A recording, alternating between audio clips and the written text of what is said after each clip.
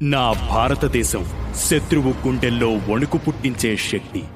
భయమనే పదం నా దేశ నిఘంటువులో లేదు. వెనక్కి తిరిగి చూడ్డం నా జవాన్ స్వభావంలో లేదు.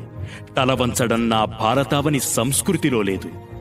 ఎవడైనా నా దేశ సరిహద్దుపై కన్నెత్తితే వాడి గుండెల్లో భయాన్ని నాటే బాణం నా సైన్యం. ఎవడైనా నా దేశ సరిహద్దుని తాకాలనుకుంటే వాడి నీడను కూడా చెరిపే చైతన్యం నా సైన్యం.